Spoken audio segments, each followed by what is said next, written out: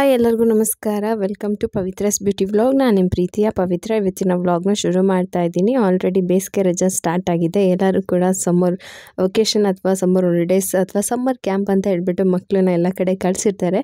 So ಇವತ್ತು ನಮ್ಮ ಮಗಳನ್ನ ಎಲ್ಲಿ ಕಳಿಸ್ತಾ ಇದ್ದೀನಿ ಅನ್ನೋ ಒಂದು ವಿಚಾರದ ಜೊತೆಗೆ ಇವತ್ತಿನ ವಿಡಿಯೋನ ಶುರು ಮಾಡ್ತಾ ಇದ್ದೀನಿ. ಪ್ರೀತಮ್ಗೆ ಸ್ವಲ್ಪ ಸಣ್ಣದಾಗಿ ಏಟಾಗಿದೆ ಕಣ್ಣಿಗೆ. ಗೊತ್ತಿಲ್ಲ ಯಾವಾಗ ಆಯಿತು, ಹೇಗೆ ಮಾಡಿಕೊಂಡ ಅಂತ ಹೇಳ್ಬಿಟ್ಟು. ಅದು ಸಣ್ಣದಾಗಿ ರೆಡ್ನೆಸ್ ಕೆಂಪು ಕಾಣಿಸ್ತಾ ಇತ್ತು. ಅದು ಹಾಗೆ ಜಾಸ್ತಿ ಆಯಿತು. ನಮಗೆ ಅದು ಪೆಟ್ಟಾಗಿದೆಯೋ ಅಥವಾ ಇನ್ಫೆಕ್ಷನ್ ಆಗಿದೆಯೋ ಅಂತ ಗೊತ್ತಿರಲಿಲ್ಲ. ಹಾಗಾಗಿ ನಾನು ಅದನ್ನು ಹಾಸ್ಪಿಟ್ಲಿಗೆ ತೋರಿಸೋಣ ಅಂತಲೇ ಅಂದ್ಕೊಂಡೆ. ಆಮೇಲೆ ಇನ್ಫೆಕ್ಷನ್ ಆಗಿ ಏನಾದರೂ ಜಾಸ್ತಿ ಆದರೆ ಅಂತ ಭಯ, ಕಣ್ಣಿನ ವಿಚಾರ ಅಲ್ವಾ. ಸೊ ಹಾಗಾಗಿ ಬೆಳಗ್ಗೆ ಎದ್ದು ಬೇಗ ಬ್ರೇಕ್ಫಾಸ್ಟ್ ಎಲ್ಲ ಮುಗಿಸಿ ಆಸ್ಪತ್ರೆಗೆ ಹೋಗ್ಬಿಟ್ಟು ಆಮೇಲೆ ಅಮ್ಮನ ಮನೆಗೆ ಹೋಗೋಣ ಅಂತ ಅಂದ್ಕೊಂಡ್ವಿ. ಅಲ್ಲಿ ಹೋದರೆ ಜಾಸ್ತಿ ಆಗಿಬಿಟ್ರೆ ಮತ್ತೆ ಕಷ್ಟ ಆಗುತ್ತೆ ಅಂತ ಹೇಳ್ಬಿಟ್ಟು ಬೇಗನೆ ಚಿತ್ರಾನ್ನ ಮಾಡ್ತಾಯಿದ್ದೀನಿ. ಬೆಳಗ್ಗೆ ಎದ್ದ ತಕ್ಷಣ ಕ್ವಿಕ್ಕಾಗಿ ಆಗೋದು ಬ್ರೇಕ್ಫಾಸ್ಟು ಚಿತ್ರಾನ್ನ, ಉಪ್ಪಿಟ್ಟು, ಪುಳಿಯೋಗರೆ ಇದೆ ಅಲ್ವಾ. ಸೊ ಹಾಗಾಗಿ ಇವತ್ತಿನ ವ್ಲಾಗ್ ತುಂಬ ಸಿಂಪಲ್ ಆಗಿರುತ್ತೆ. ಸೊ ಕೆಲವೊಂದಿಷ್ಟು ಇನ್ಫಾರ್ಮೇಷನ್ ಜೊತೆಗೆ ಇವತ್ತಿನ ವಿಡಿಯೋನ ಶುರು ಮಾಡ್ತಾ ಇದ್ದೀನಿ. ಚಿತ್ರಾನ್ನ ರೆಸಿಪಿ, ನಿಂಬೆಹಣ್ಣಿನ ಚಿತ್ರಾನ್ನ ತುಂಬ ಚೆನ್ನಾಗಿ ಆಗಬೇಕು ಅಂತಂದರೆ ಹೇಗೆ ಮಾಡ್ಬೋದು ಅಂತ ಹೇಳ್ಬಿಟ್ಟು ನಾನು ಆಲ್ರೆಡಿ ಹಾಕಿದ್ದೀನಿ. ನೋಡಿಲ್ಲ ಅಂತಂದರೆ ಡಿಸ್ಕ್ರಿಪ್ಷನ್ನಲ್ಲಿ ನಾನು ಇಲ್ಲಾಂದರೆ ಐ ಬಟನ್ನಲ್ಲಿ ಲಿಂಕ್ ಹಾಕಿರ್ತೀನಿ, ಅಲ್ಲಿ ನೋಡಿ ನಿಮಗೆ ಅರ್ಥ ಆಗುತ್ತೆ ಕ್ಲಿಯರಾಗಿ. ಸೊ ಊರಿಗೆ ಹೊರಟ್ವಿ ಅಂತ ಅಂದರೆ ಒಂದು 10 ವಾರ ಆಗಲಿ 10 ದಿನವೇ ಆಗಲಿ ನಮ್ಮ ಮನೆಯಲ್ಲಿ ಏನು ಫಸ್ಟ್ ನೋಡೋದು ನಾವು ಫ್ರಿಜ್ಜಲ್ಲಿ ಏನೇನು ಇದೆ, ಏನೆಲ್ಲ ಇಡಬೇಕು, ಏನೆಲ್ಲ ತೆಗಿಬೇಕು ಅಂತ ಹೇಳ್ಬಿಟ್ಟು ಎಲ್ಲನೂ ನೋಡಿ ಎತ್ತಿಡ್ತಾ ಇದ್ದೀನಿ. ನಾನು ಕೂಡ ಇನ್ನೊಂದು ವಾರ ಬರೋದಿಲ್ಲ ಅಂತ ಅಂದ್ಕೊಳ್ತೀನಿ. ವಾರ 10 ದಿನ ಅಲ್ಲೇ ಇರಬೇಕು ಅಂತ. ಹಾಗಾಗಿ ಸ್ವಲ್ಪ ಎಲ್ಲನೂ ನೋಡಿದೆ. ನೈಟೇ ನಾನು ಡೋರ್ ಮ್ಯಾಟು, ಬೆಡ್ಶೀಟು ಎಲ್ಲನೂ ಕೂಡ ವಾಶ್ ಮಾಡಿ ಹಾಕಿದ್ದೆ. ವಾಷಿಂಗ್ ಮಿಷಿನಲ್ಲಿ ಸ್ವಲ್ಪ ಹೆಚ್ಚು ಕಮ್ಮಿ ಆಗಿತ್ತು ನೀರಿನ ಟ್ಯಾಪಲ್ಲಿ. ಸೊ ಹಾಗಾಗಿ ತುಂಬಾ ಬೆಡ್ಶೀಟ್ಗಳು ಪೆಂಡಿಂಗ್ ಆಗಿಬಿಟ್ಟಿತ್ತು. ಸೊ ಹಾಗಾಗಿ ಎಲ್ಲನೂ ಕೂಡ ಒಮ್ಮೆಲೆ, ಅಂದರೆ ನಾನು ವೈಟ್ ಕಲರ್ ಬಟ್ಟೆ ಎಲ್ಲ ಸಪ್ರೇಟಾಗಿ ಹಾಕ್ತೀನಿ. ಇಲ್ಲ ಅಂತಂದರೆ ವೈಟ್ ಬಟ್ಟೆ ಕ್ಲೀನ್ ಆಗೋದಿಲ್ಲ ವಾಷಿಂಗ್ ಮಿಷಿನಲ್ಲಿ. ಯಾವುದೇ ವೈಟನ್ನು ಸಪ್ರೇಟಾಗಿ ಇಟ್ಬಿಟ್ಟು ನೀವು ವಾಷಿಂಗ್ ಹಾಕಿದ್ರೆ ಚೆನ್ನಾಗಿ ಕ್ಲೀನ್ ಆಗುತ್ತೆ. ಕಲರ್ ಇರೋದನ್ನು ಸಪ್ರೇಟಾಗಿ ವಾಶ್ ಮಾಡಬೇಕು. ಸೊ ಬೆಡ್ಶೀಟ್ ಎಲ್ಲ ವಾಶ್ ಮಾಡಿ ಎತ್ತಿಟ್ಕೊತಾ ಇದ್ದೀನಿ. ಹಾಗೆ ಬ್ಯಾಗೆಲ್ಲ ರೆಡಿ ಮಾಡಿಕೊಂಡೆ. ನಮ್ಮನೆ ಸೋಫಾ ಕವರ್ ಹಾಕಿ ಎಷ್ಟೋ ದಿನ ಆಗೋಗಿತ್ತು. ಮಕ್ಕಳು ಈ ಒಂದು ಗಲಾಟೆ ಗಲೀಜು ಇದ್ರ ಜೊತೆಗೆ ನನಗೆ ಅದನ್ನು ಹಾಕೋದಕ್ಕೆ ಮನಸ್ಸಿರಲಿಲ್ಲ. ವಾಶ್ ಮಾಡಿದ ಹಾಗೆ ಇತ್ತು. ಸೊ ಹಾಗಾಗಿ ಇನ್ನೇನು ನಾವು ಬರೋದು ವಾರ 10 ದಿನ ಆಗ್ಬೋದು ಅಂತ ಹೇಳ್ಬಿಟ್ಟು ಎಲ್ಲನೂ ಕ್ಲೀನ್ ಮಾಡಿ ರೆಡಿ ಮಾಡಿ ಹೊರಡ್ತಾ ಇದ್ದೀನಿ. ಫಸ್ಟು ಆಸ್ಪತ್ರೆಗೆ ಹೋಗ್ಬಿಟ್ಟು ಡಾಕ್ಟರ್ ಏನು ಹೇಳ್ತಾರೆ ಅಂತ ಕೇಳಿಕೊಂಡು ಆಮೇಲೆ ನಾನು ಅಮ್ಮ ಮನೆಗೆ ಹೊರಡ್ತೀನಿ.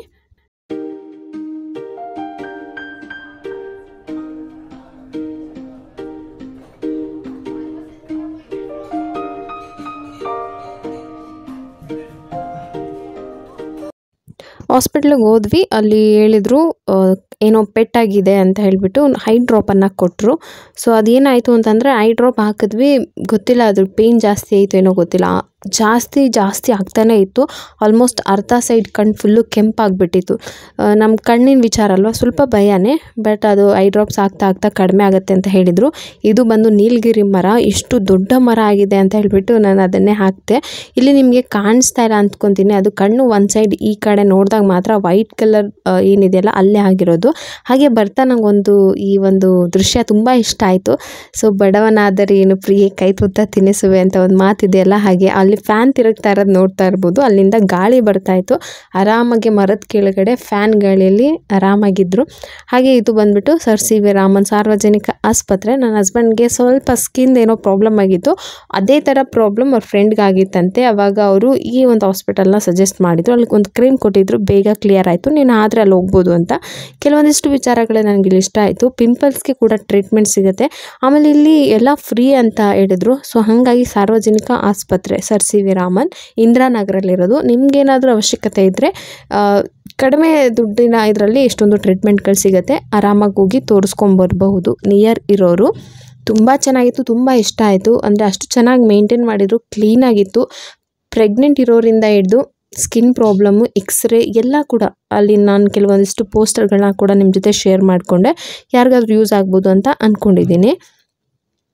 ಹಾಗೆ ಹೊರಡ ತಕ್ಷಣ ಮಕ್ಕಳಿಗೆ ಸ್ವಲ್ಪ ಫ್ರೂಟ್ಸ್, ಸ್ನ್ಯಾಕ್ಸ್ ಅಂತೆಲ್ಲ ಎತ್ಕೋತಾ ಇದ್ವಿ. ಎಷ್ಟು ಕ್ವಿಕ್ಕಾಗಿ ರೆಡಿ ಆದ್ರೂ ಆಗೋಕ್ಕಾಗಲೇ ಇಲ್ಲ. ಇವಾಗ ಬಂದು ಪ್ರಗತಿಗೆ ಅಲ್ಲಿ ಏನಾದರೂ ಸ್ನ್ಯಾಕ್ಸ್ ಇರಲೇಬೇಕು. ಮನೇಲಿ ಕೂಡ ಮಾಡಿಕೊಡ್ತಾ ಇರ್ತಾರೆ, ಬಟ್ ಆದ್ರೂ ಏನಾದರೂ ಬೇಕಲ್ವಾ, ಅದಕ್ಕೆ ಒಂದಿಷ್ಟು ಬಿಸ್ಕೆಟು, ಹಣ್ಣು ಎಲ್ಲ ಕೊಡ್ತಾಯಿದ್ರು. ತೊಗೊಂಡು ಕಾರ್ ಬುಕ್ ಮಾಡಿದ್ದೀನಿ, ಇನ್ನೇನು ಬರುತ್ತೆ, ಹೊರಡ್ತೀವಿ.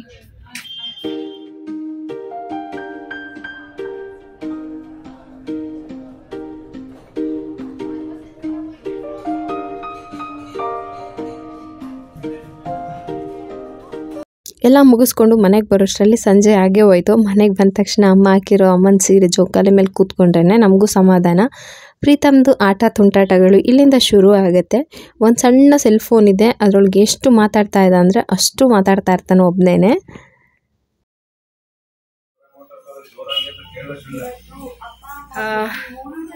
ಇವಾಗ ಬೇಸಿಗೆ ರಜಕ್ಕೆ ಅಂತ ಹೇಳ್ಬಿಟ್ಟು ಅಮ್ಮ ಮನೆಗೆ ಬಂದ್ವಿ. ಸ್ವಲ್ಪ ತರಕಾರಿ ಎಲ್ಲ ಇತ್ತು ಶಾಪಲ್ಲಿ, ಇನ್ನೇನು ವೇಸ್ಟ್ ಆಗಿರುತ್ತಲ್ಲ ಅದು ಅಮ್ಮ ಹಸುಗೆ ಇಡ್ತಾ ಇದ್ದಾರೆ. ನೋಡಿ ನನ್ನ ಮಗ ಸ್ವಲ್ಪ ಕಷ್ಟ ಪ್ರೀತಮ್ನ ಎಲ್ಲೂ ನೋಡ್ಕೊಳ್ಳೋದು, ಇಲ್ಲಿ ಕಲ್ಲು ಮುಳ್ಳು ಎಲ್ಲ ಇರುತ್ತಲ್ವಾ, ಸೊ ಹಾಗಾಗಿ ಹೇಗಾದ್ರೂ ನೋಡ್ಕೋಬೇಕು. ನಾಳೆ ಇನ್ನೇನು ಅವ್ರ ಅಣ್ಣ ಎಲ್ಲ ಬರ್ತಾರೆ, ಹಾಗಾಗಿ ಸ್ವಲ್ಪ ಟೈಮ್ ಹೋಗುತ್ತೆ. ಸೊ ಇದೇ ವ್ಲಾಗ್ನ ನಾಳೆನೂ ಕೂಡ ಕಂಟಿನ್ಯೂ ಮಾಡ್ತೀನಿ. ಅಮ್ಮ ಮಶಪ್ ಮಾಡಿ ಅನ್ನ ಮಾಡಿದ್ದಾರೆ, ಮುದ್ದೆ ಮಾಡ್ತಾರೆ, ಮತ್ತು ಮೊಟ್ಟೆ ಉರಿಯೋದಕ್ಕೆ ಹೇಳಿದ್ರು. ಇವತ್ತಿನ ಊಟ ಇದೆ. ನಾಳೆ ಅಕ್ಕ ಬಂದಮೇಲೆ ವ್ಲಾಗ್ನ ಹಾಗೆ ಕಂಟಿನ್ಯೂ ಮಾಡ್ತೀನಿ. ಡೇರೆ ಗಿಡ ಹಾಕಿದ್ದೆ, ಡೇರೆ ಗಿಡ ಅದು ಎಲೆ ಬಿಟ್ಟಿದೆ. ಲಾಸ್ಟ್ ಟೈಮ್ ನಾನು ಗೆಡ್ಡೆ ಹಾಕಿದ್ದೆ, ಡೇರೆ ಗೆಡ್ಡೆ.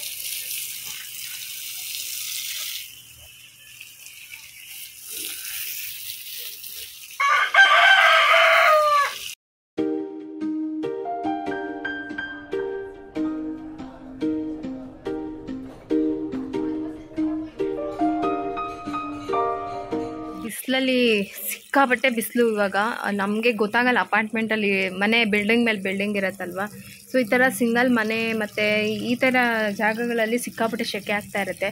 ಸೊ ಗಿಡಗಳು ಹಾಕ್ಕೊಂಡ್ರಂತೂ ಅದಕ್ಕೆ ನೀರಿಲ್ಲ ಅಂತಂದರೆ ಬಾಡೋಗುತ್ತಲ್ಲ ಅನ್ನೋ ಒಂದು ಚಿಂತೆ ಬೇರೆ ಜಾಸ್ತಿ. ಸೊ ಬಿಸಿಲು ಜಾಸ್ತಿ ಆಯಿತು, ನೀರು ಬಿಟ್ಟಿದ್ರು.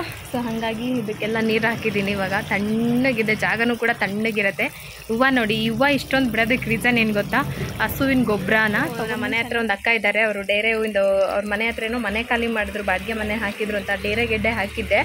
ಅದು ಗಿಡ ಬಂದಿದೆ, ಅದ್ರಲ್ಲಿ ನೋಡಿ ಎಲೆ ಎಲ್ಲ ಚಿಗುರುತ್ತಾ ಇದೆ, ಎಲೆ ಎಲ್ಲ ಬಂದಿದೆ ಅಂತಂದರೆ ಹೂವು ಬಿಡುತ್ತೆ ಅಂತ. ಸೊ ಸುತ್ತ ಈ ಥರ ನೀರು ಹಾಕಿದ್ರು ಸ್ವಲ್ಪ ಮನೆ ಹತ್ರ ತಣ್ಣಗಿರುತ್ತೆ. ಮನೆ ಹತ್ರ ಸೆಕೆ ಇರ್ಬೋದು. ಈಗ ಹೊರಗಡೆ ಇಲ್ಲಿ ಕುತ್ಕೊಂಡ್ರೆ, ಈಗ ನಮ್ಮದು ಇಲ್ಲಿ ಹಲಸಿನ ಮರ ಮಾವಿನ ಮರ ಇದೆಯಲ್ಲ, ಸೊ ಹಂಗಾಗ್ಬಿಟ್ಟು ಸ್ವಲ್ಪ ಇಲ್ಲಿ ತಣ್ಣಗಿರುತ್ತೆ, ಹಂಗೇನು ಅನಿಸಲ್ಲ.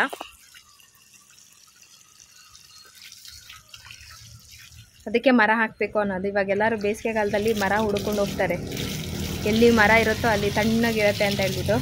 ನನಗಂತೂ ಈ ಹೂವು ನೋಡಿಬಿಟ್ಟು ತುಂಬ ಖುಷಿ ಆಯಿತು, ಸಖತ್ತಾಗಿದೆ.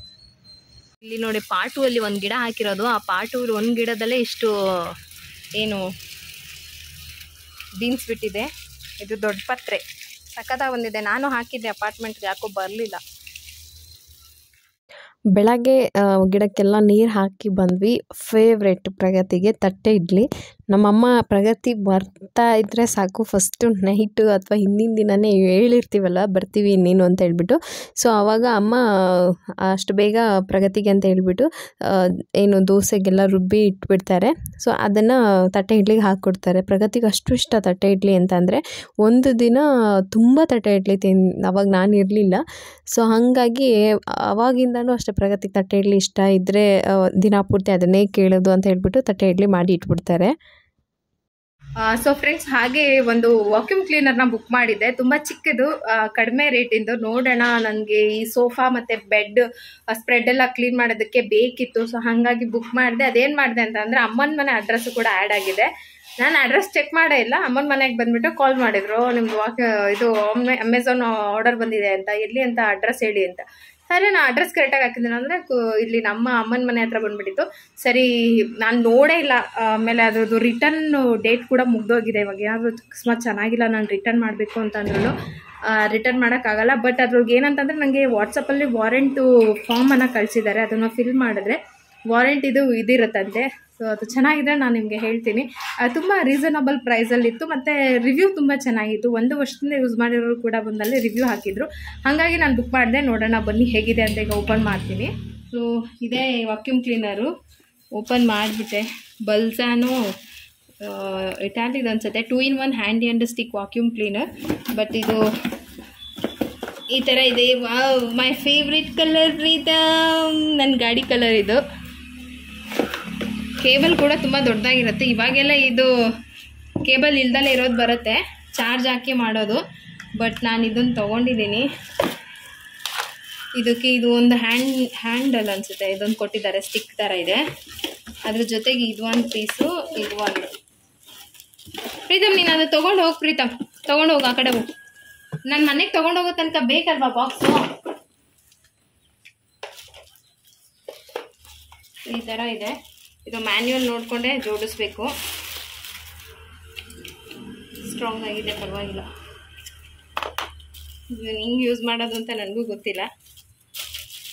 ಸೊ ಮ್ಯಾನ್ಯುವಲ್ ಕಾರ್ಡೆಲ್ಲ ಇದರಲ್ಲಿ ನೋಡಿಕೊಂಡು ಜಾಯಿನ್ ಮಾಡ್ತೀನಿ.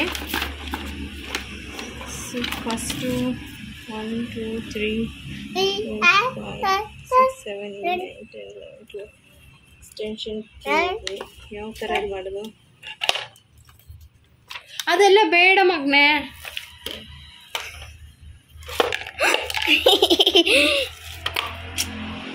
ಏನು ಓಪನ್ ಮಾಡಬೇಕಾ? ಅದ್ರಲ್ಲಿ ಡಸ್ಟ್ ತೆಗೀತಾ ಓಪನ್ ಮಾಡಬೇಕು. ಯಾವಾಗ ಡಸ್ಟ್ನ ಆಚೆ ತೆಗಿಬೇಕು ಅಂದಾಗ.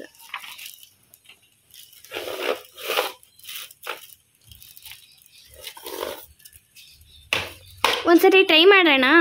ಇಲ್ಲೇ ಇಲ್ಲಿದೆಯಲ್ಲ, ಓಪನ್ ಮಾಡೋದು ಕಾಣಿಸ್ತಾ? ಅದರೊಳಗಡೆ ಇದನ್ನು ಹಾಕಿ ಹಿಂಗೆ ಲಾಕ್ ಮಾಡೋದು. ಸರಿ ಹೋಯ್ತು. ಆಮೇಲೆ ಇದನ್ನು ಓಪನ್ ಮಾಡಿ ಹಿಂಗೆ. ಇದೆಯಲ್ಲ, ಪಾರ್ಟ್ನ ಇದರೊಳಗಡೆ ಹಾಕೋದಷ್ಟೇ.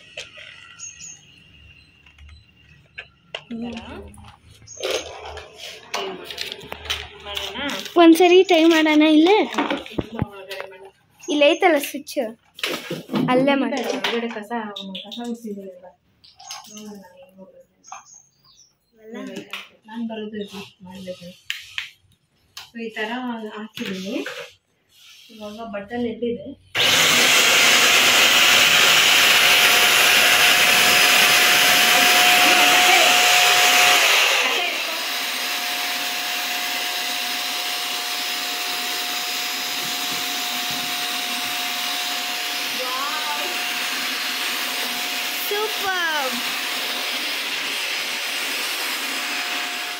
ಆನ್ ಮಾಡಲಾ?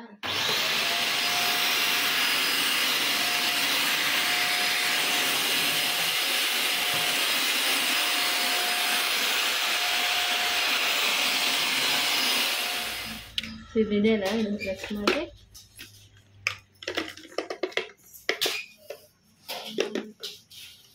ಇದೈತಲ್ವಾ, ಆನ್ ಮಾಡಲಾ? ಇಲ್ಲಿದೆ ನೋಡಿ ಡ್ರೆಸ್ಸು. ಆನ್ ಮಾಡ್ತೀನಿ. ಗಲೀಜಿದೆಯಲ್ಲ, ಮಾಡಲಾ?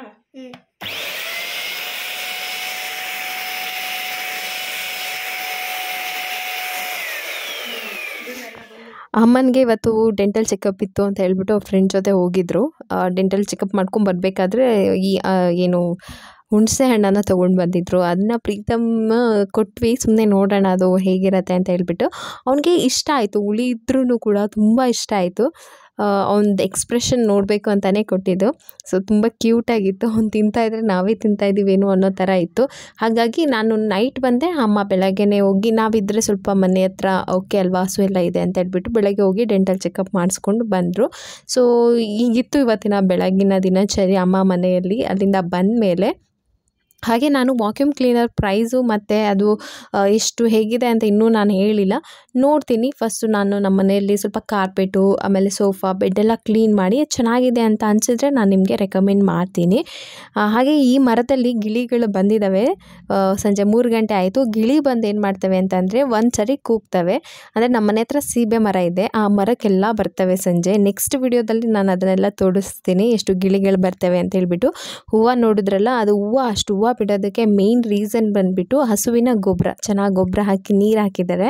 ಸೊ ಹಾಗಾಗಿ ಇನ್ನೊಂದು ಏನಂತಂದರೆ ಕನಕಾಂಬರ ಹೂವು ಒಂದು ಸರಿ ಹಾಕಿಬಿಟ್ರೆ ಸಾಕು, ಒಂದು 7-8 ವರ್ಷ ಆರಾಮಾಗಿ ಹೂವು ಬಿಡುತ್ತೆ.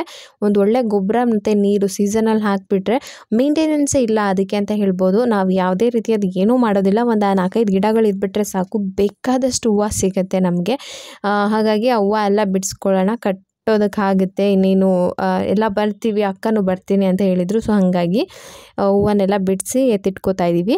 ಹಾಗೆ ಹೂವು ದುಂಡು ಸುತ್ತೋದನ್ನು ಕೇಳ್ತಾ ಇದ್ರಿ. ನಾನು ಮಲ್ಲಿಗೆ ಹೂವಿನ ದುಂಡನ್ನು ಸುತ್ತೋದಕ್ಕೆ ಮಲ್ಲಿಗೆ ಹೂವು ತರಿಸಿಲ್ಲ, ಸೊ ಹಾಗಾಗಿ ಲೇಟ್ ಮಾಡಿದೆ. ಈ ಕನಕಾಂಬರ ಹೂವನ್ನ ದುಂಡು ಸುತ್ತೋದು ಹೇಗೆ ಅಂತ ಹೇಳ್ಬಿಟ್ಟು ತೋರಿಸ್ತೀನಿ. ಅದೇ ಥರನೇ ಮಲ್ಲಿಗೆ ಹೂವನ್ನು ಕೂಡ ದುಂಡು ಸುತ್ತಬೋದು. ಅದರ ವಿಡಿಯೋನ ನಾನು ನೆಕ್ಸ್ಟ್ ಇನ್ನೇನು ಹಾಕ್ತೀನಿ. ಅದಾದಮೇಲೆ ಸಂಜೆ ನಮ್ಮ ಮನೆ ಹತ್ರ ಒಬ್ಬರು ನಾರಾಯಣಧಾಮ ಅವ್ರ ಮಗ ಹೋಗ್ತಾನೆ, ಅವನ ಜೊತೆ ನಾನು ಕೂಡ ಹೋದೆ ಧಾಮ ಹತ್ರ ಧ್ಯಾನ ಹೇಗೆ ಮಾಡ್ತಾರೆ ಅಂತ ನೋಡೋಕ್ಕೆ.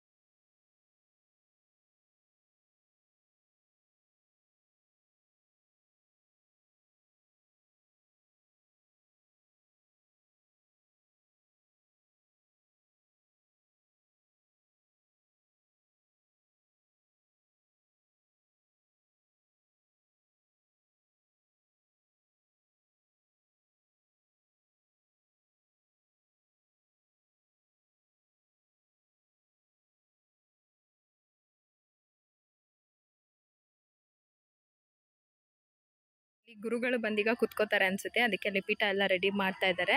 ಇವಾಗ ಧ್ಯಾನ ಮಾಡಿಸ್ತಾರೆ, ಇನ್ನೇನು ಮಲ್ಗೋ ಟೈಮ್ ಆಗುತ್ತೆ ಅನ್ಸುತ್ತೆ. ಲಕ್ಷ್ಮೀಕಾಂತಂ ಕಮಲನಯನಂ ಯೋಗಿಧ್ಯಾನಗಮ್ಯಂ ವಂದೇ ವಿಷ್ಣುಂ ಭವಭಯಹರಂ ಸರ್ವಲೋಕೈಕನಾಥಂ. ಶುದ್ಧ ಮಾಡ್ತದಂತ ಕಣ್ಣಿಗೆ ನೋಡಿದಂತ ಬಸ್ಸಿ.